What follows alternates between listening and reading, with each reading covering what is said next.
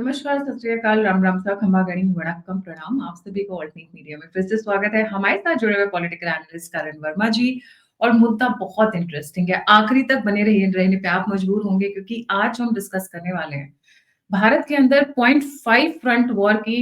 बिपिन रावत जी ने और बहुत बड़े बड़े दिग्गजों ने बात की।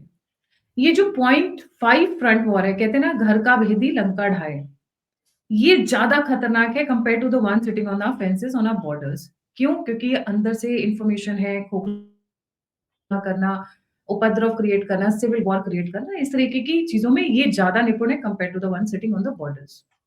ये जो खतरनाक फ्रंट है, इसको फेस करने की हिम्मत सिर्फ एक इंसान ने दिखाई है, and he is doing it magnificently, beautifully, amazed at the way he is dealing it. धीरे धीरे चल रहे हैं, पर बहुत स्टेडली चल रहे हैं, मैं ये कहूंगी। वी आर टॉकिंग अबाउट कि गंगा जल, जब बोलते हैं ना, सैनिटाइज कर रहे हैं गंगा जल डाल के चारों तरफ। हम कुछ एक आज 7 से 8 बिंदुओं पर बात करने वाले हैं, किस तरीके से भारत के अंदर सैनिटाइजेशन चल रहा है। Karan, a very warm welcome on the show, the platform. Let's share all our views on the platform ji. Absolutely absolutely Gayatri ji, आपको नमस्कार, आपके सभी दर्शकों को नमस्कार। आपने बहुत अच्छे से आज भूमिका बांधी है, क्योंकि ये बहुत ही इंटरेस्टिंग है जानना। आप जब कहते हो 0.5 वॉर फ्रंट, तो उसमें भी दो तरह के हैं।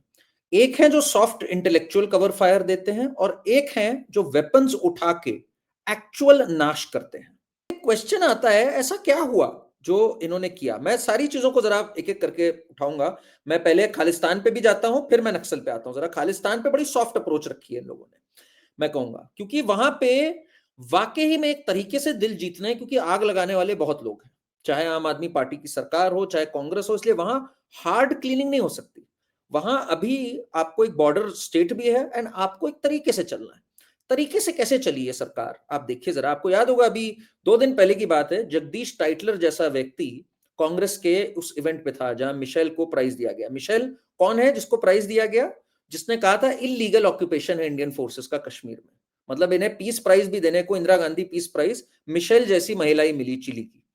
और वहां पे ऑडियंस में कौन उपलब्ध था? जगदीश टाइटलर था। वो जगदीश टाइटलर जिसके हाथों पे बारे में थोड़ा सा और बताइएगा, ये महिला के बारे जिनको इंदिरा गांधी पीस अवार्ड दिया अच्छा, गया है। तो ये चिली की आई थिंक प्राइम मिनिस्टर या प्रेसिडेंट रही हैं, और इन्होंने इन्वायरमेंट और इन सब पे काफी कुछ काम किया। और इन्होंने कहा था सीएए के टाइम पे, और कश्मीर जब 370 हटा तो उसके टाइम पे इन्होंने कहा था कि अत्याचार हो रहा है कश्मीरियों पर भारत में। ये 6 सितंबर 2019 की इनकी स्टेटमेंट है। ले दे करके इंदिरा गांधी पीस प्राइज एक ऐसी महिला को मिला जिसने 370 और सीएए पे भारत के खिलाफ प्रश्न उठाया। तो और वहां पे मौजूद कौन थे? जगदीश टाइटलर, जो कि कोर्ट्स तक ने चार्जेस फ्रेम कर दिए, टेस्टिमनीज हैं कि किस तरह से इन्होंने कहा मारो सिखों को। तो कांग्रेस इनके साथ खड़ी हुई है, विपक्ष इनके साथ खड़ा है। बट दुर्भाग्य यह है, पंजाब में इनको मैंडेट मिलता आया है। इसके बाद भी 84 के बाद भी कांग्रेस की सरकार कई बार चुन करके आई है, भाजपा को इन्होंने नहीं मौका दिया।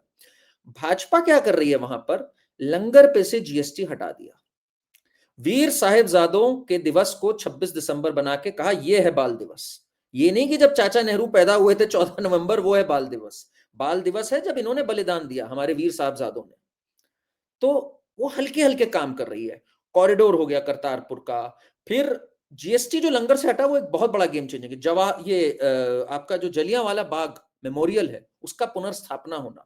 84 की जो अभी तक जस्टिस नहीं मिला है, एसआईटी, उस पे चार्जेस करना, पहली बार 3,300 परिवारों को कॉम्पनसेशन देना। तो this is the soft approach कि आप दिल जीतने पे लगे हो। At the same time home ministry कड़क है। अगर कोई बात अमृतपाल वाली टाइप की चीज होगी तो जेल में भी डाल देगी वो, फिर भगवंत मान की भी नहीं सुनेगी होम मिनिस्ट्री। बट वो धीरे धीरे कदम रख रही है, फूक फूक कर रख रही है। तो ये तो एक अप्रोच हो गई। दूसरी अप्रोच क्या है जो नक्सलवादियों को लेकर थी? Because Naxals were killing our jawans, मतलब इससे बड़ी बात नहीं हो सकती। सुकमा डिस्ट्रिक्ट में इन्होंने 2023 में हमारे 20 जवान मारे, 2021 में हमारे मारे, और 2010 में तो अति कर दी। तो ऐसे में जब अमित शाह आए पावर में एज होम मिनिस्टर, इन्होंने एक ऐसी पॉलिसी लाई, गायत्री जी, दो पॉलिसी मैं कहूंगा, जिसने बिल्कुल गेम ही पलट दिया। पहली पॉलिसी इन्होंने ये करी कि अब कोई बॉर्डर डिस्ट्रिक्ट्स पे खिलवाड़ नहीं चलेगा। सारे स्टेट्स को इन्होंने कह दिया कि क्या होता था पहले, उड़ीसा में आप इनकाउंटर करने की कोशिश कर रहे हो, वो उड़ीसा से पार करके आंध्र प्रदेश में चले गए। अब वहां की पुलिस, वहां की जुरिस्डिक्शन, इन्होंने जुरिस्डिक्शन वगैरह का हिसाब किताब बंद कर दिया। इन्होंने कहा भाई अब विपक्ष की सरकार को 100% कोऑपरेट करना है, नहीं करना है कॉन्सिक्वेंसेस होंगे, नो नॉनसेंस ऑन दिस। सबसे पहले इन्होंने क्या कहा, go after the leadership. 25 leaders की लिस्ट बनाई और कहा इनका टारगेट क्या है, इनको इतने में या तो ये सरेंडर करेंगे या फिर ये मार दिए जाएंगे। और कई मार दिए गए, आपको याद होगा पिछले साल बसव राजू मारा गया, अभी इस समय हिडिमा मारा गया। और जब इसके इतना बड़ा ऊपर लीडर मारा जाता है ना, 1 करोड़ इनाम था। 1 करोड़ इनाम था। ये हिडिमा कौन था? द मास्टरमाइंड ऑफ 2010, जिसमें 76 सीआरपीएफ जवान मारे गए थे और जेएनयू में सेलिब्रेशन हुआ था। ये वो, दांतेवाड़ा। हाँ। सो एक तो ये अप्रोच रखी, दूसरी आपको जान के बड़ी हैरत होगी और आपके दर्शकों को ये बात पता होनी चाहिए, सरेंडर पे इन्होंने एक पैकेज दिया। इन्होंने पैकेज ये दिया क्या क्या कि क्या हाँ, सरेंडर में पैकेज? ओके, हाँ, इंटरेस्टिंग। अगर आप नक्सलवादी हैं और आप आज आकर सरेंडर करते हैं, 1.5 लाख रुपए आपको तुरंत मिलेंगे एज अ फिक्स डिपॉजिट आपके नाम पे। उसकी मैच्योरिटी डेट होगी 3 साल बाद की। अगर 3 साल आपने व्यवहार अच्छा रखा तो आपको तुरंत तुरंत वो मिल जाएगा। साथ में आपको एक मंथली स्टाइपेंड 2,000 रुपए का स्टार्ट तुरंत। और तीसरी चीज, अपने एरिया का एक बताइए जिसमें आपको लगता है आप में स्किल हो, कारपेंट्री, प्लम्बिंग, जो भी है, उसमें आपको free training. This is a game changer and बहुत लोगों को नहीं पता है ये। Very constructive, very constructive, very futuristic, या very constructive. I think many people don't know this. मैं सबसे रिक्वेस्ट करूंगा कि प्लीज, मुझे भी नहीं पता। हाँ, होम मिनिस्ट्री की वेबसाइट पे जाएं, उसमें पूरा डॉक्यूमेंट है नक्सल सरेंडर का, कैसे क्या क्या स्कीम्स हैं हर जगह। This is the main scheme जो मैंने आपको बताई, इससे भी ज्यादा है स्टेट वाइज।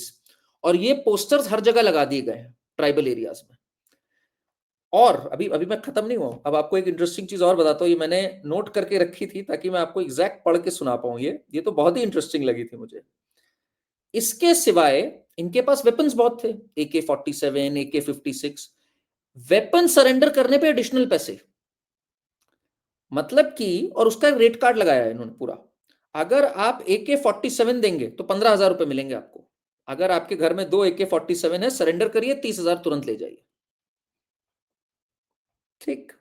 अगर आपके पास पिस्टल है तो 3,000 पर पिस्टल। अगर आपके पास आईईडी है, 1,000 पर आईडी। एक्सप्लोजिव मटेरियल है, 1,000 रुपए पर किलो।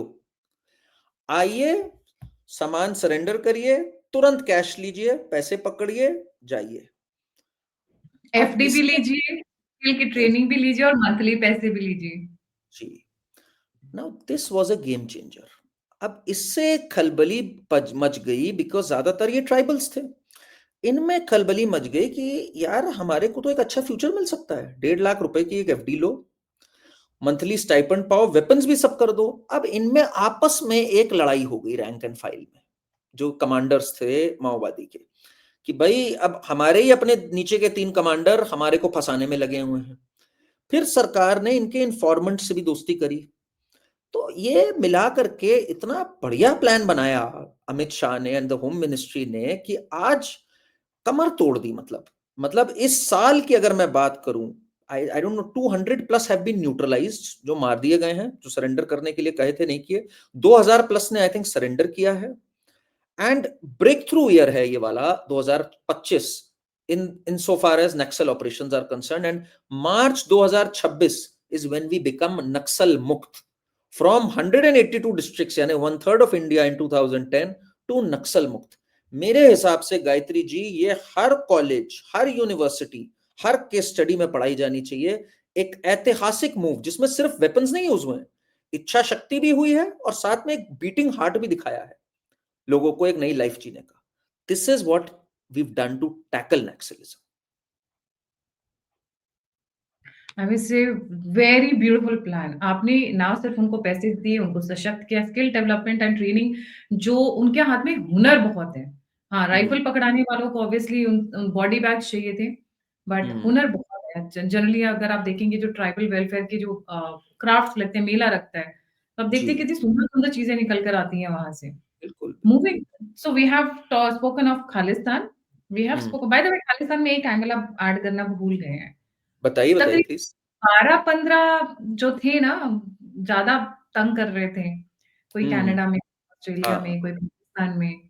अननोन गनमैन का कहर बहुत ढाया है उन पे। नहीं, अब तो कुछ पिक्चर आ रही है उस पे। अब तो उस पे पिक्चर आ रही है, आप देख रहे हैं धुरंधर। पे। अच्छा। धुरंधर पिक्चर आपने ट्रेलर देखा हो शायद उसका, रणवीर सिंह की। अरे बहुत कमाल की है वो। It's releasing on I think 12th December. It's going to be a very big hit. मतलब सालों बाद बॉलीवुड से एक अच्छी पिक्चर आ रही है धुरंधर। रणवीर हम्म। सिंह है उसमें, आर माधवन है। आर अच्छा। Madhavan is looking just like Ajit Raw. Doval. जी, दोल, I think I have seen the shot somewhere अरे here. It's a brilliant promo. तो it's made by Aditya Dhar, the one who made Uri. Uri जिन्होंने बनाई थी वही हम्म। बनाई है उन्होंने। यमी गौतम्स हस्बैंड आदित्य धार।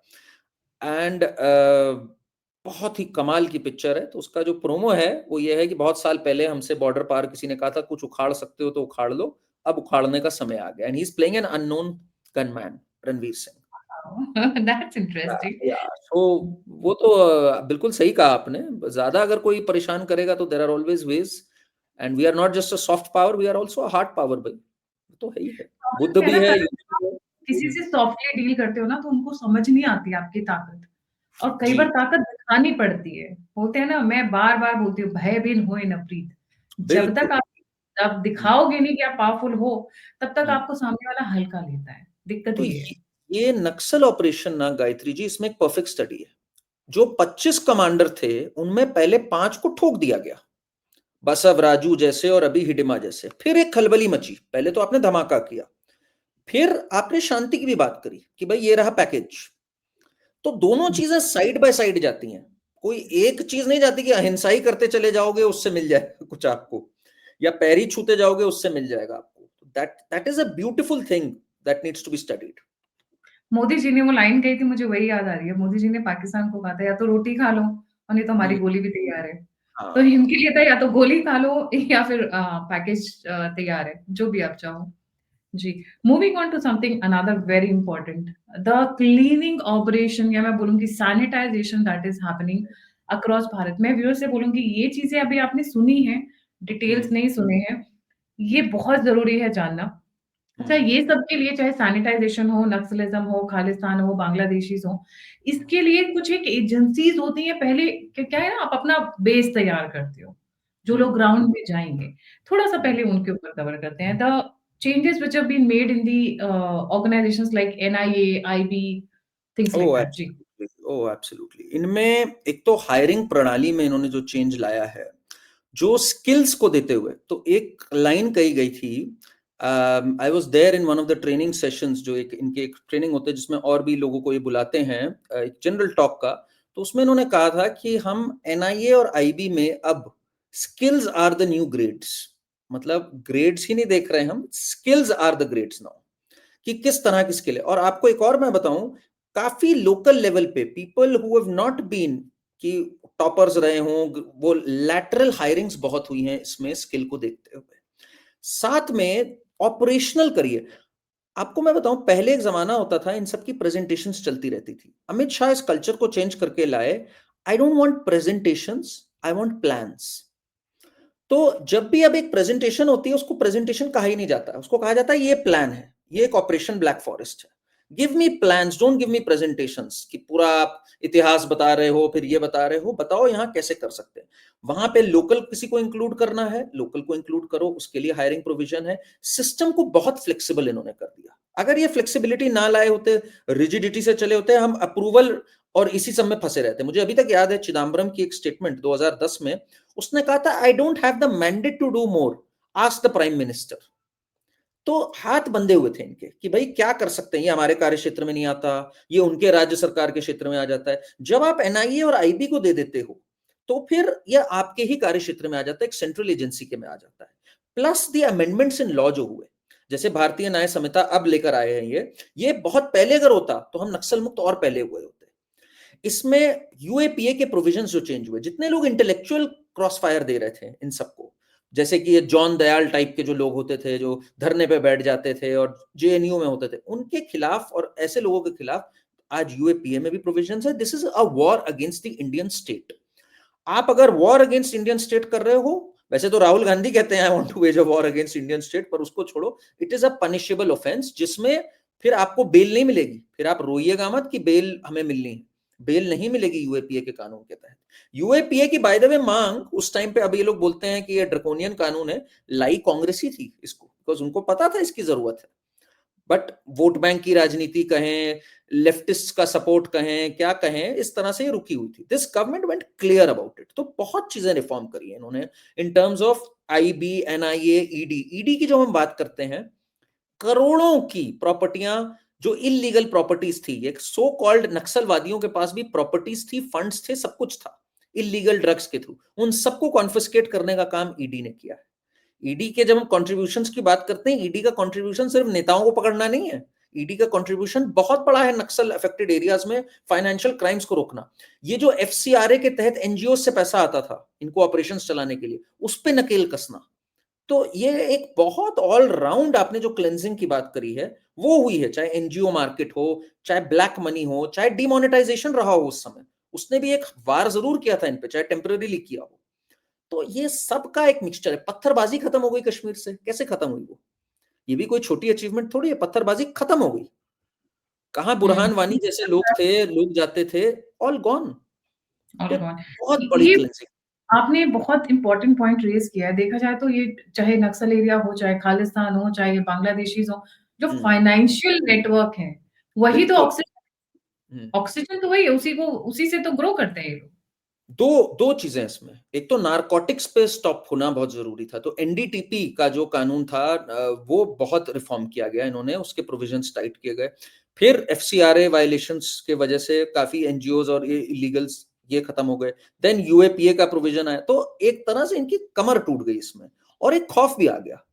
खौफ आ गया कि बेल नहीं होगी इसके अंदर। पहले तो ये होता था कि भाई जेल में जाएंगे, कुछ नहीं तो हो सकता है राजनीति करके बाहर ही निकल आए, और फिर हो सकता है नेता ही बन जाए उस एरिया के। जेल जाना तो was a sure shot way of becoming a नेता पहले तो। अब इट इज कि भाई सोनम वांगचुक हो जाओगे तुम, जेल ही जाओगे, फिर जेल ही में पड़े रहोगे, कोई पूछेगा भी नहीं, मीडिया में भी कोई आवाज नहीं उठाएगा। अच्छा, कहाँ है सोनम वांगचुक जेल में आजकल? है, जेल में है सोनम वांगचुक, जेल में है, उमर खालिद जेल में है। ओह! अच्छा, वो भी तो जेल में ही है, वो जो खालिस्तानी वाले थे, जो बड़ा अरे पुलिस स्टेशन में जिन्होंने हल्ला काटा था। अमृतपाल और ये सब, अमृतपाल, अमृतपाल, हाँ हाँ, सब अमृतपाल। जेल में। मैंने सुना वो विंटर सेशन अटेंड करना चाहते हैं पार्लियामेंट का, बड़ी जोर-शोर से सारे तैयारी। जेल में है। मतलब आप सोचो, कोई मुरव्वत नहीं, सालों साल से लोग जेल में हैं। इसलिए एक जो एक एम्बिशन होता था ना कि जेल जाएंगे फिर निकलेंगे हीरो बन के, ऐसा कुछ नहीं। जेल ही में सड़ के हो सकता है मरी जाओ जेल में। ये अब हालत, ताहिर हुसैन दिल्ली राइट्स वाला जेल में पड़ा हुआ है आज ना, जो आपका काउंसलर था, ओह! अच्छा, वो जिसने उनका अंकित मैंने शर्मा को 51 बार चाकू भोंका था। 51 टाइम्स इन लोगों ने भोंका था, जो दिल्ली राइट्स हुए थे सीए के चक्कर में। सुनवाई चल रही थी शायद कल, कपिल सिब्बल बड़ी हाँ हाँ, तकरीर कर रहे थे। बिल्कुल बिल्कुल बिल्कुल, वो इन्हीं के लिए कर रहे हैं। उमर खालिद ने पूरी मीटिंग्स करके उनको किया था, और शर्जील इमाम ने चक्का जाम किया था। ये सब मिले प्रशांत भूषण के घर पे थे या योगेंद्र यादव के थे, पता नहीं वो कैसे बचे हुए हैं, मुझे नहीं समझ में आता। आई मीन ये पूरा इकोसिस्टम की बिल्कुल बैंड बजा दी एक तरह से इन्होंने। तो ये एक वाकई काबिले तारीफ काम किया है। नक्सल और खालिस्तान और इस सबकी क्लेंजिंग की आप जब बात करते हैं, मैसिव अचीवमेंट, मेरे ख्याल से the biggest achievement of the Modi government if you ask me. Yes, internal security, the हाँ, 0.5 या war was more dangerous than the outside one, क्योंकि बाहर वालों से निपटना फिर भी आसान होता है compare to the inner ones. जी। तो हमने बात की बीएनएस में चेंजेस को आप कैसे देखते हैं? मैं वो उसको इसी का एक हिस्सा देखती हूँ। द बिल्कुल। भारतीय न्याय सेना। अभी बीएनएस में अब ये एक चीज हो गई है एटलीस्ट कि कोई केस आएगा तो उसकी लिस्टिंग होनी है, उस पर हियरिंग होनी है, उस पर रिजल्ट आना है 2 साल तक, 2 साल तक या 1.5 साल तक, कुछ एक अलग अलग प्रोविजंस के लिए है। That is a game changer, because ये जो केसेस चलते आ रहे हैं और कन्विक्शंस नहीं हो रहे हैं, इससे बहुत नाराज है मैं, और आप भी आई थिंक बहुत नाराज होंगे कि हम लोग सुनते तो आते हैं केसेस के बारे में, चाहे वो आतंकवाद से रिलेटेड हो, चाहे वो फाइनेंशियल क्राइम्स हो, करप्शन हो, बट उनमें कन्विक्शन ही नहीं आता है, केस आगे बढ़ते ही नहीं है, दे कीप ड्रैगिंग। अब इट इज मैंडेटरी कि वो केस लिस्ट होना है 4 महीने बाद, उसकी हियरिंग होनी है और फाइनली उस पर डिसीजन आना है।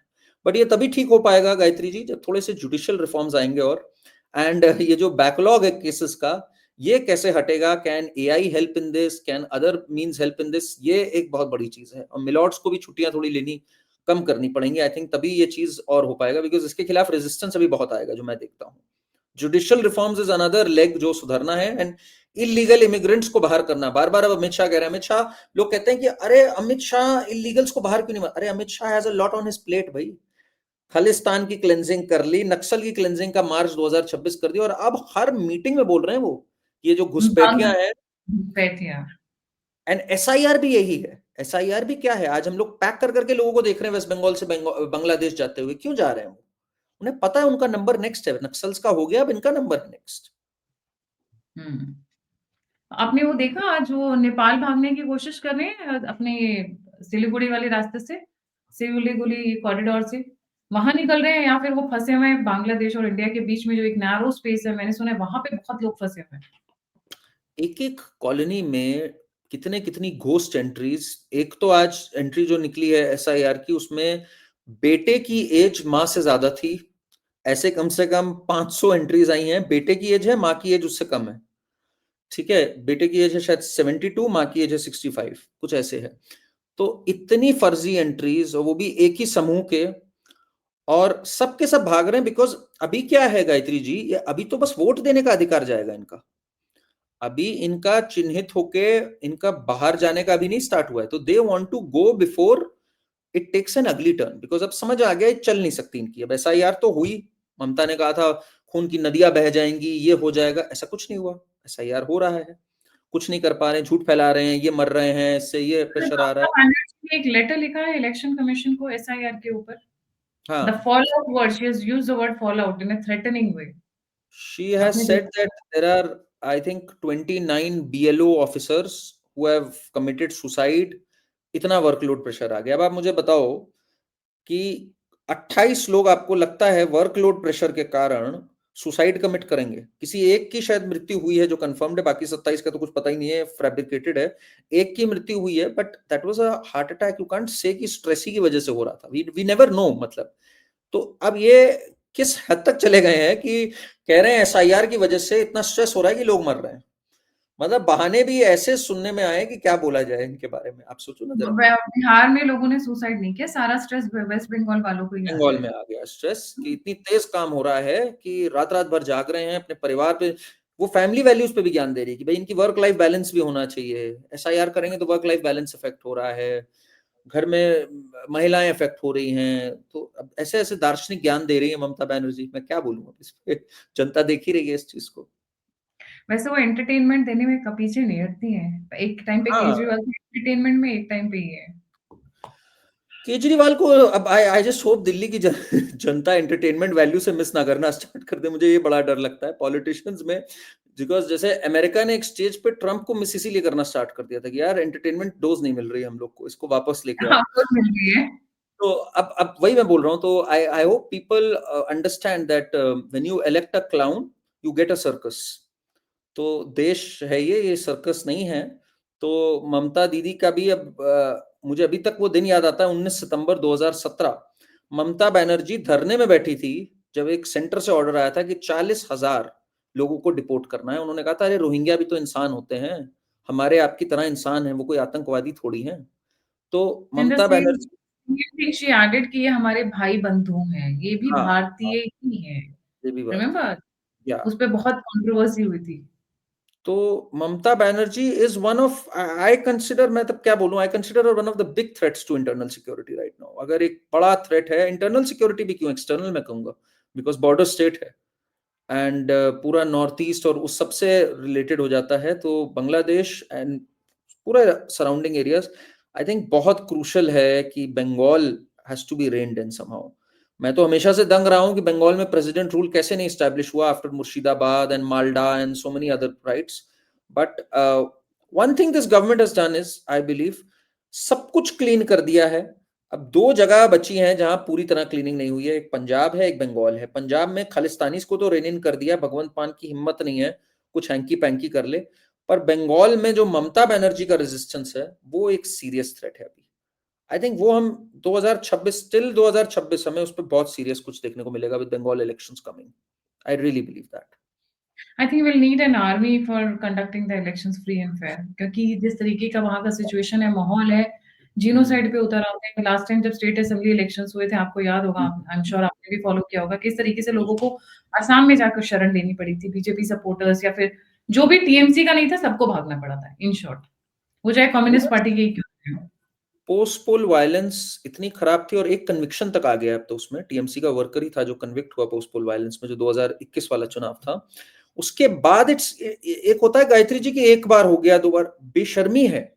पंचायत इलेक्शंस जो अभी हुए थे 2023 में, 20,000 सीट्स अनकंटेस्टेड चली गई। किसी की हिम्मत ही नहीं हुई कंटेस्ट करने की। 20,000 सीट्स आउट ऑफ थाउजेंड्स, 50-70,000 कुछ होती है पंचायत सीट्स, 20,000 अनकंटेस्टेड चली गई।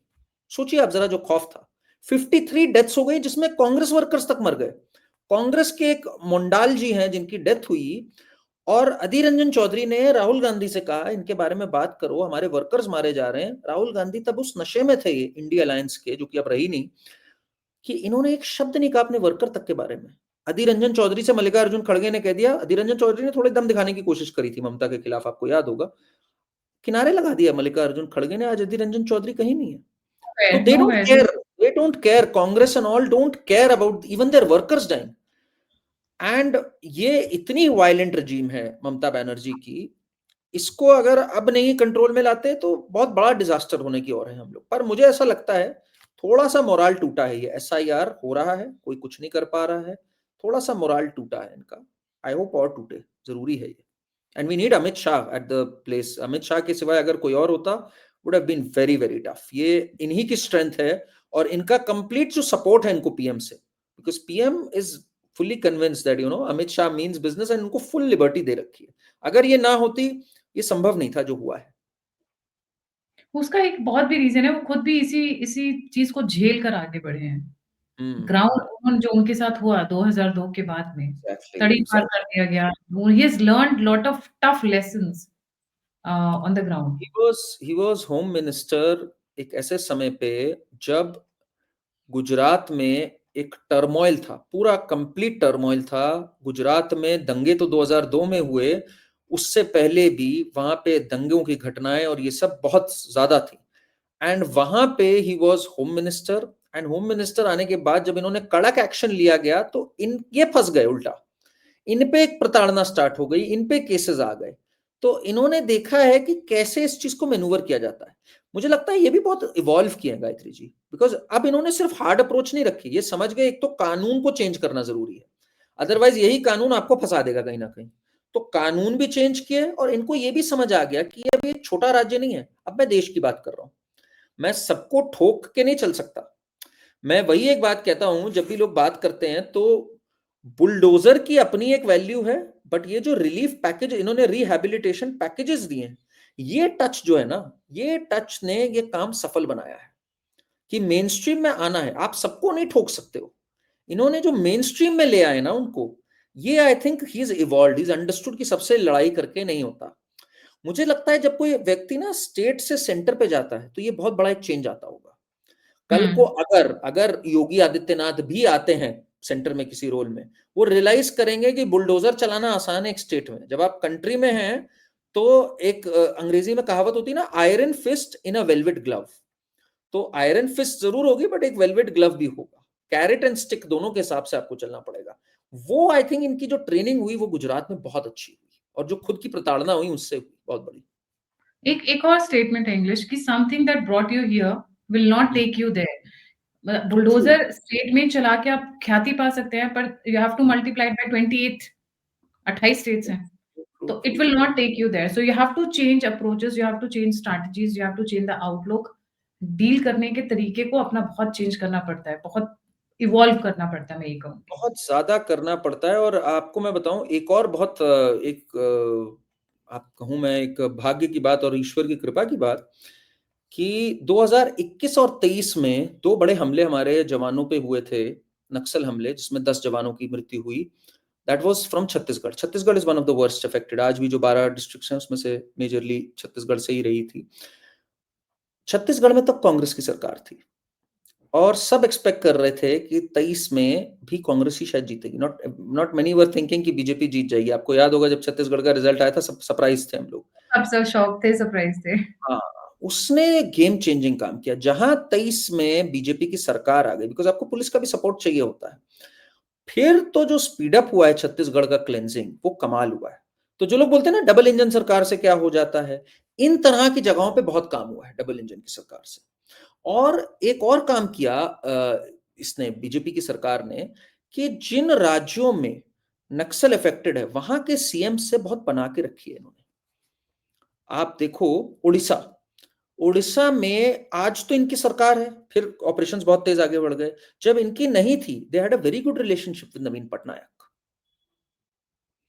आंध्र प्रदेश और तेलंगाना की और भी, they never had a bad relation with KCR और दीस पीपल। इन्होंने खराब रिलेशन नहीं बना रखा था तब भी, अगर आप देखो तो इनको ये एक चीज समझ रहे हैं, यहां पे थोड़ी सी पॉलिटिक्स डोर स्टेप पे, यहां पे लोग मर रहे हैं। तो ये एक चीज जो अप्रोच इन्होंने पाली ना, ये भी एक बहुत मैच्योर अप्रोच थी, एक स्टेट्समैन अप्रोच थी मैं कहूंगा। तो ये केस स्टडी मैं जैसे बोल रहा हूं ना, इस पे एक प्रॉपर किताब लिखने की जरूरत है। दो चीजें बहुत आने जरूरत है, एक नॉर्थ ईस्ट कैसे ग्रो किया है पिछले 11 साल में, और एक रेड कॉरिडोर कैसे एलिमिनेट हुआ है, ये जो इंटरनल सिक्योरिटी को लेके। इस पे अगर ये किसी और देश में हो गया होता ना। आपने मेरे मुंह की बात छीन ली। नॉर्थ ईस्ट की अगर बात करें, जहाँ पे हमारी सिस्टर स्टेट्स कहा जाता है जिन्हें, वहां पर छोटे बड़े बहुत सारे सेपरेटिस्ट ग्रुप्स थे, जैसे नागा आइसलम, NSCN-IM, और स्पेशली नागाज में ज्यादा थे, not the others but Nagas में सबसे ज्यादा था। उसको भी उन्होंने बहुत मैग्निफिसेंटली टैकल किया है, आई वुड से। यस यस यस यस, बहुत ज्यादा। एंड इसमें बहुत अग्रीमेंट्स हुए। तो इस पे ना एक जो हमारी जो सो कॉल्ड इंटेलेक्चुअल लॉबी है ना, वो क्या कहती है कि ये नागाज हो गए और भी जो बाकी वहां पे सेपरेटिस्ट मिलिशियाज थे थोड़े बहुत, उनके साथ गवर्नमेंट ने टेबल पे बैठ के नेगोशिएट किया। तो इनका कहना ये होता है कि भाई जब उनके साथ टेबल पे नेगोशिएट कर सकते हो, तो कश्मीर में क्यों नहीं हुर्रियत के साथ और इन सब के साथ टेबल पे बैठ के नेगोशिएट कर सकते हो। इनका दिमाग देखो कैसे चलता है, हाँ, आर्ग्यूमेंट को ट्विस्ट करने में। तो चलता है, तभी तो आज तक बैठ के खा रहे हैं, कमा रहे हैं, तभी तो हाँ, पॉलिटिशियन है ना। तो एक रिमेंबर बात दैट समझनी होगी गायत्री जी, एक political science is the mother of all sciences. मुझे ये लाइन बहुत अच्छी लगती है actually, and it is meaningful जी। तो गायत्री जी एक चीज जाननी होगी हमें, नक्सल्स के जो हैं उनके अपने ग्रीवेंसेस हैं।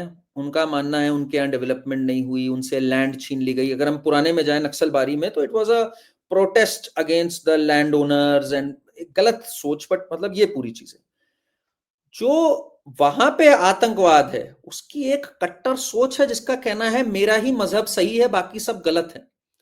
उसका जो ड्राइविंग फैक्टर है और जो नक्सलियों का ड्राइविंग फैक्टर है, और इन छोटे छोटे जो नागा मिजो और इन सब का है, छोटे नहीं कहूंगा, मतलब जो भी है, इनका बहुत अलग है। इनके लैंड इश्यूज हैं, डेवलपमेंट इश्यूज हैं, but they are not driven by a radical ideology कि सरतन से जुदा। At the same time, they are not asking for separate country also. Even no no, Nagas. some of them were to be honest, Nagas और मिजोस में थे जो separate भी कर रहे थे, उनको समझाया, बात करी, जैसे कैसे भी करा। बट यहाँ तो एक टोटल अनाइलेशन चाहते हैं वो एक 80% जनता का। भाई यहाँ पे तो वो एक जनता को काफिर समझ के, उनका मानना है कि उनको जहन्नम में जाना चाहिए, सरतन से जुदा हो जाना चाहिए। तो how do you negotiate with such people? ऐसों में जो नक्सल में भी है वो मारे जाते हैं भाई, उनके साथ नहीं नेगोशिएट हो सकता। तो Hidimba. ये सरकार ने एक एग्जाम्पल सेट किया कि जहां बात हो सकती है हम करते हैं भाई, हम बात करते हैं। बांग्लादेश से हमने लैंड स्वैप तक किया है कि बांग्लादेश में एक जमीन है जो हमारी मानी जाएगी, एक आपकी थी जो उनकी मानी जाती थी, उसको लैंड स्वैप तक किया है। बहुत चीजें करी हैं। We are all open for agreements, nobody wants bloodshed, but not at this cost. तो बहुत फर्क है, ये इंटेलेक्चुअल्स कवर फायर जो होती है ना, उसके साथ डील So करना। there's अच्छा, हाँ, one more था, एक और अगर आप देखें तो the level of violence that was done by the separatists of Kashmir, उसको आप कंपेयर नहीं कर सकते हो नॉर्थ ईस्ट के ग्रुप्स के साथ में। They were not coming in the mainland and boom boom boom नहीं कर रहे थे वो लोग। यहाँ या आके वो, इस तरीके का खौफ बिठाने की कोशिश नहीं कर रहे थे। ये तो दुश्मनों से मिलके, लश्कर ए तैयबा से मिलके, जैश ए मोहम्मद से मिलके, ये रोज एक नया प्लॉट क्रिएट करते हैं। अब ये जो दिल्ली ब्लास्ट हुआ क्या हुआ, ये भी it was part of that only no. और ज्यादातर जो लोग पाए जा रहे हैं जम्मू एंड कश्मीर के हैं। ये तो गायत्री जी एक ऐसी वॉर है ना कि ये तो इनका तो ड्रिवन है कि काफिरों का खात्मा चाहिए इनको। वहां तो बिल्कुल क्लियर है उनका मिशन। इन्होंने भी खौफ मचाया है, इनको भी टेररिस्ट भी घोषित किया है हम लोगों ने, ऐसा नहीं है कि नहीं किया है। इन्होंने भी हमारे सीआरपीएफ जवान वगैरह मारे हैं। बट इनकी आइडियोलॉजी एक मजहबी आइडियोलॉजी नहीं है कि हमें इस पूरा वो करना है। तो इसमें अच्छा दूसरी बात, एक और जो चीज, ये तो हम लोग बात कर रहे हैं रिहैबिलिटेशन पैकेज की, जो ट्राइबल अफेक्टेड एरियाज थे जहां पर सबसे ज्यादा नक्सलवाद था, उनमें मोबाइल टावर्स की बहुत कमी थी, बैंक ब्रांचेस की बहुत कमी थी, एटीएम्स की बहुत कमी थी, ये सब थी, ये फैक्ट्स हैं। ये रिकॉर्ड स्तर पे डबल द बजट करके ये भी खोली गई है पिछले 15 साल में। आप बात समझ रहे हैं? Record mobile towers, record bank branches, record ITI institutions, vocational training institution, तो इनको हर चीज दी गई है भाई। आपके जो ग्रीवेंसेस थे उसको भी एड्रेस किया है। एट द सेम टाइम अगर आप वायलेंस कर रहे हो, आपके आकाओं को ठोका भी है, ऐसा नहीं कि नहीं ठोका है। तो ये जो मणिपुर में भी जो चल रहा है ना, मणिपुर में टिल दे डोंट लिसन, अभी तो जो चल रहा था दैट वाज बिल्कुल पुलिस स्टेशन में आग लगा दी। अगर आप ऐसे करोगे तो आपको ठोकना ही पड़ेगा। फिर एक स्टेज आएगी, मेरा मानना है, where things, I think they आ रही है, where things calm down, only then when you drop weapons can we have a conversation. आप वेपन एक हाथ में लेके मेरे साथ टेबल पे नहीं बैठ सकते इंडियन स्टेट पे। इतनी नाजुक और इतनी हमारी मजबूर स्टेट नहीं है। आपको वेपन हटा के आना पड़ेगा, तभी बात होगी। अगर आप वेपन लियो तो आप ठोके जाओगे। सिंपल सी बात है, या तो सरेंडर करो या ठोके जाओगे आप। तो ये this is the new India जिसको मैं कहता हूं, and we are seeing the results of that. और जैसा आपने कहा, रीजनल पार्टीज के साथ में एक कॉर्डियल रिलेशन बहुत जरूरी है, किसी भी, चाहे वो नॉर्थ ईस्ट में हो, साउथ में हो, नॉर्थ में हो, ईस्ट वेस्ट में हो, वो उन्होंने हमेशा मेंटेन रखा है। देखिए, there been chances where Indira Gandhi ने तो कितनी, आई थिंक 72 गवर्नमेंट्स को बर्खास्त किया था अपने पूरे कार्यकाल में, हम्म। 356 लगाकर, जी राइट? जी, बिल्कुल। बट दिस गवर्नमेंट, अपनी ही सरकार को उन्होंने 356 लगाया मणिपुर में, when they saw the situation going out of hand, only one exception. Otherwise 10 साल कितना, 10 साल गया, this is the 11th year, 11 साल हो गए, बैक टू बैक कर सकते थे बहुत कुछ, दे कुड अब हैव आप गिवन इनफ कौन। या, जी। अब आप जब क्लेंजिंग की बात कर रहे हो ना, the ultimate cleansing would be कि पॉलिटिक्स की क्लेंजिंग हो जाए, जो कि थोड़ी थोड़ी स्टार्ट हो गई है। ये जो एलिमेंट्स हैं, उदित राज जैसे, हुसैन दलवाई जैसे, अबू आजमी जैसे, जो आज भी कवर फायर दे रहे हैं, अल फलाह यूनिवर्सिटी के बाद भी उन्होंने कहा रे ये मजबूर थे, ऐसा क्या हो जाता है जो कोई आतंकवाद में चला जाए, गरीब मुसलमान होते हैं, ये होते हालात के मारे भटके हुए युवा। ये जो नॉनसेंस है, ये धीरे धीरे अब एंड होगी। अब Shashi Tharoor is calling the nonsense out, he is done कि यार मैं नहीं बोलूंगा ये सब स्टेटमेंट्स। कितने लोग कांग्रेस से बीजेपी में आए, कितने लोग और जगहों पे गए। कई पार्टीज ने ये स्टैंड लेना बंद कर दिया कि हम कांग्रेस वाला स्टैंड नहीं ले रहे यहाँ पर, ठीक है, हम ये बात नहीं कहेंगे, आतंकवाद को आतंकवाद कहेंगे, हम ये नहीं कहेंगे। अब एक विद्रोह आ रहा है, मेरी तो कई बात होती है कांग्रेस वालों से भी कि ये क्यों ऐसा स्टैंड लेते हैं भाई, this hertz us.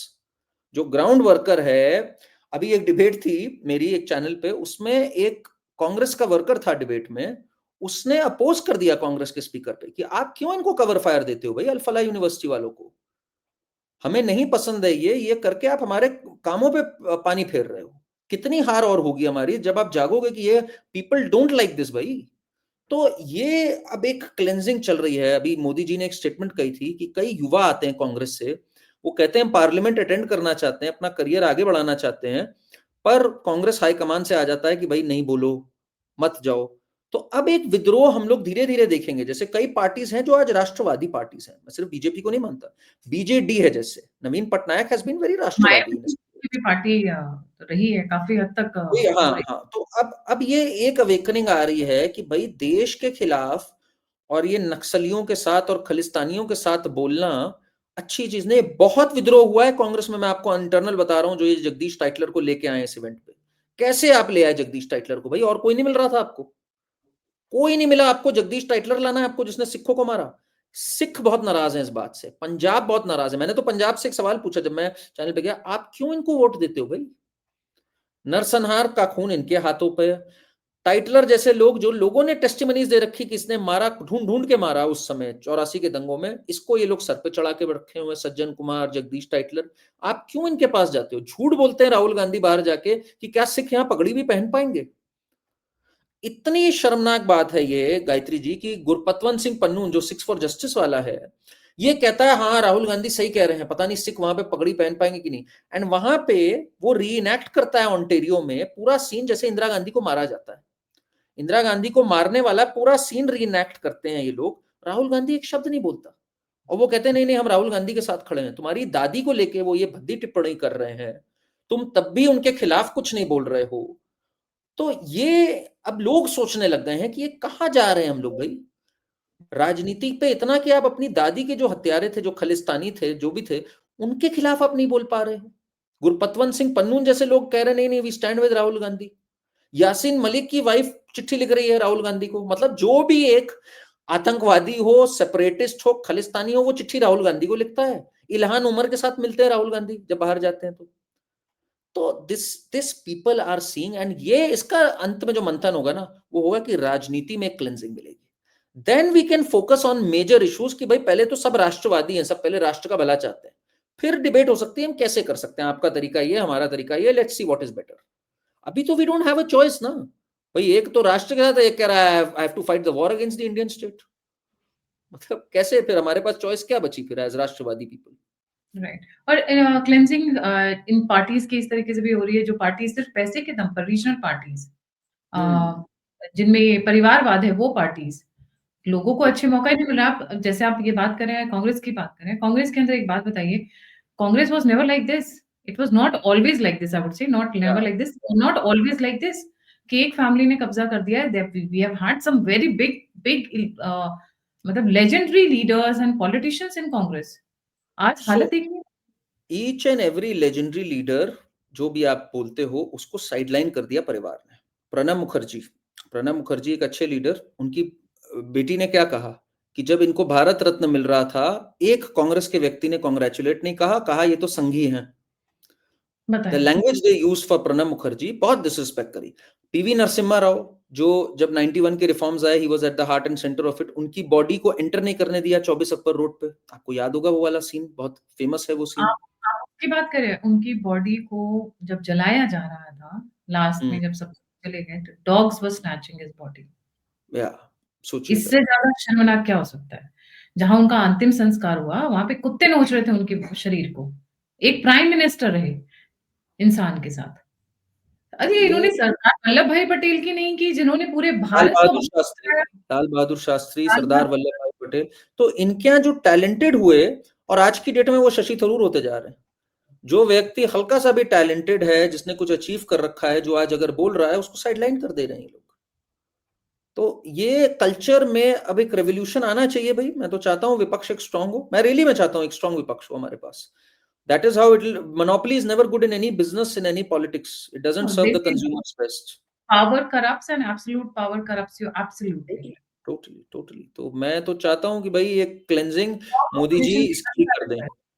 Check and balance के लिए, बट ये बहुत सारी छोटी-मोटी पार्टीज़ हैं भारत में, क्योंकि मैंने सुना है 500 से ज़्यादा पॉलिटिकल पार्टीज़ हैं हाँ, भारत के अंदर, हाँ।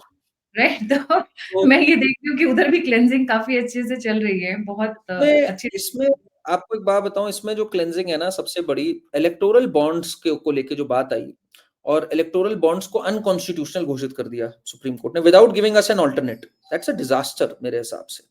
मैं आपसे एक आंकड़ा शेयर करूंगा, 2013 में कांग्रेस की तब एक लूपहोल होता था कि 20,000 तक की कैश डोनेशंस पे आपको कुछ घोषित करना नहीं है।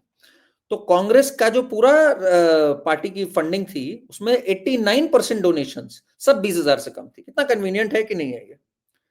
89% कांग्रेस के फाइनेंसेस में सारी डोनेशंस वर लेस देन 20,000 रुपीज। मतलब एक गजब का ब्लैक मनी क्रिएट करने का मैकेनिज्म है कि अपना पूरा पैसा लो और एक पॉलिटिकल पार्टी में लगा दो, वो पूरा ब्लैक मनी व्हाइट हो गया, और सब में दिखा दो पर्ची काट काट के 20,000 से कम, 20,000 से कम। ये एक खुला तरीका था पूरा करप्शन करने का, जिससे कि हजारों पॉलिटिकल पार्टियां एक तरह से, इस पर तो बड़ा एक अच्छा जोक आता था कि आपको अपना ब्लैक मनी व्हाइट में कन्वर्ट करना है, एक पॉलिटिकल पार्टी रजिस्टर करिए, उसमें फंड दिखा दीजिए कितना हमारे पास आ गया है, खत्म बात। तो इस पे इन्होंने नकेल कसने के लिए फाइनेंस बिल लाए और बॉन्ड्स का तरीका लाए। बॉन्ड्स में आप ये नहीं कर सकते, at least it is known to the bank कि इतने के नाम पे बॉन्ड है, पैन कार्ड रजिस्टर्ड, दोनों पार्टी रजिस्टर्ड, ये अच्छी चीज थी। अब इन्होंने कहा अरे और हमें ट्रांसपेरेंसी चाहिए, नाम बताओ सबका, पब्लिक होना चाहिए। सुप्रीम कोर्ट ने ये बात कही। अब अगर पब्लिक होगा तो उनपे एक टारगेट नहीं होगा कि आप बीजेपी को दे रहे हो, तो बाकी लोग हो सकता है आपको उस राज्य में, जिस राज्य में दूसरे की सरकार हो, आपको कॉन्ट्रैक्ट ना दें, आपको हैरिस करें।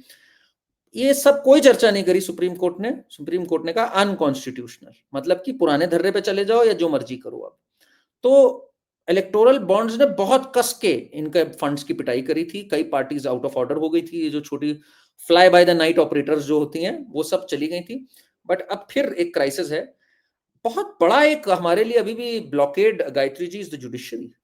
Judicial reforms are very important. ये कैसे किया जाए, ये जिस दिन होगा ना उस दिन एक मुझे कमाल की चीज। लगता है 29 के बाद ही हो पाएगा Karan, because there is a lot on the plate. ये जो अभी जैसे हमने जो पॉइंट्स डिस्कस किए, Naxalism is still not finished, though it is yeah, reduced to yeah, very little, not hmm, finished. Khalistan is still a challenge जो अभी हम देख रहे हैं, not finished but very reduced. हम्म, बांग्लादेशीज को निकालना भारत के अंदर से, ऐसा ये पैरेलली चल रहा है। हम्म, आपको पता है जम्मू एंड कश्मीर के हालात हमेशा ही नर्वस वाली सिचुएशन में रहते ही रहते हैं। 370 के बाद से फिर से we are very very cautious हैं।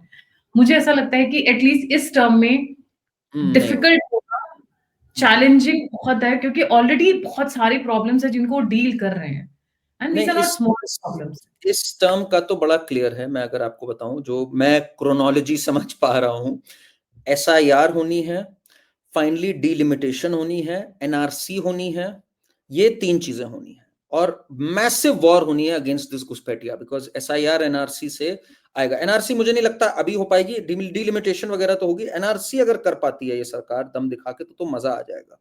बहुत जरूरी है और मेरे हिसाब से। Census delimitation, census will all go या पैरेलली एट द या same once this happens, but मुझे बस डर ये है बिकॉज जुडिशियल रिफॉर्म्स नहीं है, ये हर चीज चैलेंज होगी कोर्ट में, जैसे हर लॉ चैलेंज होता है ना, सीएए 370, उससे डिलेज बहुत आएंगे। तो टाइम। वो एक चीज होगी, बट ये है इस समय की क्रोनोलॉजी, कितने आगे तक पहुंच पाती है मुझे नहीं पता, but this is where we are. This can be accelerated अगर बंगाल जीत गई बीजेपी। अगर बीजेपी बंगाल जीत गई 2026 में, तब तो बहुत तेज हो जाएगा ये सब। Looks like the way they are working, Bengal is not very far. अगर थोड़ा एक्स्ट्रा पुश मार देंगे ना, तो I think it is in their limits now, because the way Mamata Banerjee is also very scared. You can see the expressions on her face. I wouldn't be surprised election से पहले उनके पैर में चोट लग जाए, हाथ में चोट लग जाए, सर में दर्द ज्यादा शुरू हो जाए। वो पिछले 2-3 बार में हमने देखा है, ये कंटिन्यूअसली पैटर्न होता जा रहा है उनका। हाँ, but she is on a very nervous footing this time. वो इस बार बहुत नर्वस है, और ये याद रखिएगा, बुझता हुआ दिया ज़्यादा फड़फड़ाता है। हाँ, एंड एक और She बहुत बड़ा might चैलेंज है she कि might वहाँ try violence, there will be violence, it's very violence clear. तो वेस्ट बंगाल की लगता है उसमें रहा है, मतलब डीएनए में ऐसी फीलिंग आती है, क्योंकि जब इलेक्शंस होते हैं वॉयलेंस होता है। मतलब दिल्ली में देखिए इलेक्शंस हो गए, सब कुछ इतना प्यार से निपट गया, बिहार में निपट गया, हरियाणा, महाराष्ट्र भी हुए तो चूं तक नहीं हुई, बहुत आराम से निपटे। बट जब बात आती है वेस्ट बंगाल की, और एक और स्टेट है उसके साथ, 3 स्टेट्स में आप हमेशा इलेक्शंस के साथ वॉयलेंस देखेंगे, वेस्ट बंगाल, पंजाब और केरला। ये 3 के अंदर, एंड इनफैक्ट तमिलनाडु आल्सो, वहाँ पर भी कुछ ना कुछ अ, छुटपुट घटनाएँ होती ही होती हैं। ये 4 स्टेट्स में अक्सर West Bengal is the worst, West Bengal is the worst. यहाँ पे हमेशा रहता है। एंड शायद काली माई इसको अपने हिसाब से सॉल्व करेंगी, क्योंकि वही वहाँ की सबसे बड़ी कर्ता-धर्ता है। तो उनसे यही विनती रहेगी कि भैया calm down now, let it be a normal state, because this is very dangerous. But लगता नहीं है कि इस बार ममता वापस आएँगे। Even the bhadralok is very upset and unhappy with her, जो वहाँ से ग्राउंड रिपोर्ट्स आ रही हैं। बहुत ज्यादा, एंड पता नहीं एस्ट्रोलॉजर से भी जिनसे बात हो रही है, दे सेंस की जैसे मार्स महादशा चल रही है हमारे देश की, तो उसमें युद्ध होने हैं हर स्तर पे। आई थिंक ये भी एक युद्ध होगा, बट विजयी हमारी होनी आपने और चाहिए। शर्मिष्ठा ने भी किया था, मैंने देखा था, वो आज शर्मिष्ठा ने हाँ, मेरे यहाँ भी किया, तो इवन शी इज सेइंग कि या, it's not, Mamata is not returning, it's over, and coming 2-3 months down, 2-3 months she will be going worse, it's going to be a इसमें फ्री एक फॉल। क्वेश्चन ये आता है अब गायत्री जी कि क्या दो लोग इस पे बहुत मत चल रहा है, मैं न्यूज स्टूडियोज में भी जब जाता हूँ बात होती है कि क्या प्रेसिडेंट रूल लगा के उसके अंडर चुनाव होने चाहिए, because then you can manage the elections in the sense कि फेयर इलेक्शंस होंगे, वायलेंस नहीं होगी, या फिर ऐसे ही हो जाने चाहिए, बिकॉज ग्राउंड्स तो बहुत है प्रेसिडेंट रूल लगाने के, कोई एक थोड़ी है। क्लियर कट कोर्ट प्रोनाउंसमेंट्स हैं कि स्टेट पेट्रोनाइज वायलेंस हुई, चाहे मुर्शिदाबाद हो, मालदा हो, पोस्ट पोल वायलेंस हो, कन्विक्शंस हैं आज तो पोस्ट पोल वायलेंस की, ठीक है ना, तो बॉम्ब ऐसे मिलता है जैसे आप सब्जी मंडी में आलू गोभी खरीदने जाते हो। अभी नहीं, मुजफ्फरपुर में देख लीजिए, आज भी मिले हैं 150। कोर्ट्स कोर्ट्स को शर्म आने लग गई है बोल बोल के कि यहाँ सब फेल हो गया है। कोर्ट ने, मुझे याद है वो जो कौन सा था, वो एक शेख था जिसके पूरे केसेस आए थे, एक उसके पे कह दिया था कि मुझे भरोसा नहीं है यहाँ की पुलिस काम करेगी, transfer it to the CBI, transfer it to the NIA. NIA और ईडी के ऑफिशियल्स मार खा गए वहां पे। एनआईए के officials were beaten in a state by the local goons of TMC, April 2024, आप पढ़ना। एनआईए के गूंस, एक टीएमसी के वर्कर के यहाँ बॉम्ब एक्सप्लोजन हुआ था, एक बॉम्ब का मटेरियल मिला था वहां, जब वो चेक करने आई एनआईए, उनके लोगों की पिटाई हो गई। बीएसएफ को जमीन नहीं दे रहे लोग पेट्रोलिंग करने के, कह रहे हैं कि आपको हमारे पे नजर रखनी है। तो एंटी नेशनल ग्राउंड्स तो इतने हैं इस सरकार को डिसमिस करने के। नाउ बीजेपी को लगता है कि भाई हम डिसमिस कर देंगे तो लोग विद्रोह करेंगे और ममता सिंपैथी कार्ड ले जाएगी। मुझे पर्सनली ये लगता है कि भाई आपको काम डाउन करने के लिए प्रेसिडेंट रूल लगाने के सिवाय और कोई तरीका ही नहीं तो ये काम डाउन कैसे होगा फिर? ये फिर अगर इलेक्शन मैनेज करेंगी वायलेंस को, ये करती क्या है, शी सिग्नल्स आउट कि ये बीजेपी के वोटर है, उनको खूब डर आता है भाई नहीं, आप और नहीं निकलने देते हैं। लास्ट टाइम जब इलेक्शन हुए थे बिल्डिंग से बाहर नहीं निकलने देते, पहले ही लिख देते हैं जो जिसने बिल्डिंग से निकलकर ममता के अगेंस्ट में वोट दिया उनको हम देख लेंगे। तो And you आप know बताओ, what आप happened? जाओगे ऐसे में, आप जाओगे ऐसे में वोट देने जहां बाहर उसका राज हो? आप क्या अपनी जान पे खेल के वोट देने जाओगे? ऐसे में कोई सरकार जीत सकती है जहां 2-4% का फर्क होता है? I mean you need president rule for this. मेरे तो नहीं समझ आ रहा बिना प्रेसिडेंट रूल ये कैसे होगा। How they deal, but be it president's rule or without president's rule, army will be required this time in West Bengal for elections. इसमें कोई doubt नहीं है। they've even attacked the army officers, can you imagine? Army officer, CRPF, BSF के जवान, मतलब इन्होंने कुछ छोड़ा नहीं है। कोई हद नहीं है जिससे डील कर रहे हैं, उनकी कोई लिमिट्स, कोई हद नहीं है। और जिस तरीके से इन्होंने नक्सल को डील किया, आइडेंटिफाई द टॉप लीडर्स जो इस तरीके की चीजों में इन्वॉल्व Exactly. हैं। ये नहीं कर पा रहे ना वेस्ट बंगाल में। वेस्ट बंगाल में ये लोग ये नहीं कर पा रहे बिकॉज इनका पॉलिटिकल माइंड है बीजेपी का। बीजेपी को लग रहा है इससे सिंपैथी ले जाएगी, हमें इन्हें चुनाव में हराना है। आप चुनाव में हरा ही नहीं पाओगे बिना शक्ति के। आपके पास चल के मैंडेट नहीं आने वाला जब दूसरा इतना वायलेंट हुआ है। मेरे हिसाब से that is where the BJP अगर आप देखोगे तो ममता ने भी कम वॉयलेंस थोड़ी ना किया सत्ता में आने के लिए। वहां पे तो इतिहास है, जिसने ज्यादा वॉयलेंस किया वो जल्दी सत्ता में आए। इट्स वही बीन द है। हिस्ट्री। तो मैं वही कह रहा हूं कि आपकी सेंटर में सरकार है, आपको इन्होंने ग्राउंड्स दे दिए हैं प्रेसिडेंट रूल लगाने के। आप अगर प्रेसिडेंट रूल नहीं लगाते हो, आपके पास लोकल कार्डर इतना स्ट्रांग नहीं है, इतना वायलेंट नहीं है, ये समझ लो आप। ममता के पास था, she could overthrow the left, you don't have it. तो आप क्या कर रहे हो फिर? You need to use the centre machinery ना, कि भाई आप वहां पर प्रेसिडेंट रूल लगा सको, नहीं तो आपका होगा ही नहीं इलेक्शन फेयर कभी। ये आप कैसे जीतोगे? और अगर इस बार हार गए गलती से तो it's gone. West Bengal is gone. You can't, simple you can't, you simple. can't do it. She anyways has ambitious of Mungeri Lal के हसीन सपने. She also wants to become the prime minister. 26 वो दूल्हों तो की बारात भी थी ना। गोवा में इनकी जमानत जब्त हो गई एंड नेशनल पार्टी भी नहीं रही, तो इसलिए वो छोड़ दीजिए। इनके क्या है, she has no base outside of Bengal and last time होगी अगर होंगी ये, because age is also not on her side, age and fitness is not on her side, but बहुत डैमेज कर सकती हैं अगर ये इस बार जीती। Thankfully age is not on her side. Otherwise एक सत्ता कभी अपने हाथ से जाने नहीं देती।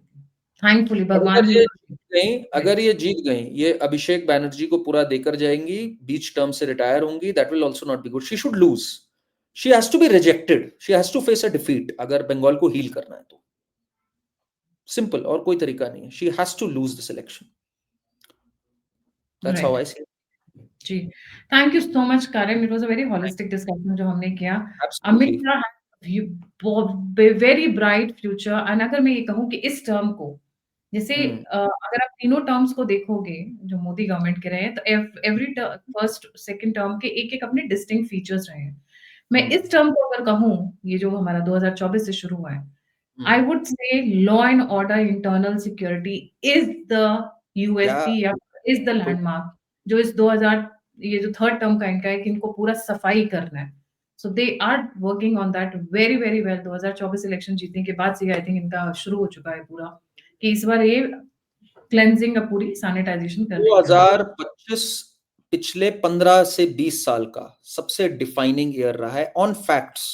मतलब 200 से प्लस इनकाउंटर्स जिसमें मार दिए गए हैं, 2000 से ज्यादा surrenders.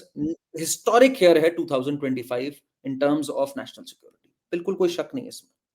Ji, thank you so much Karan for joining. Karan का चैनल है Karan Verma unplugged, please like subscribe और शेयर करिए। बहुत मजेदार पॉडकास्ट करते हैं and it's very raw and very unique in its own ways. जो जो ये गेस्ट चूज करते हैं, like uniquely conducted, I would put it. And अगर आप मुझे कंट्रीब्यूट करना चाहते हैं तो नंबर और रुपये स्क्रीन के ऊपर है, आप फीडबैक देना चाहते हैं, मुझसे जुड़ना चाहते हैं, तो सभी के सभी लिंक्स डिस्क्रिप्शन बॉक्स में। इसी के साथ जय हिंद, जय श्री राम, हर हर महादेव।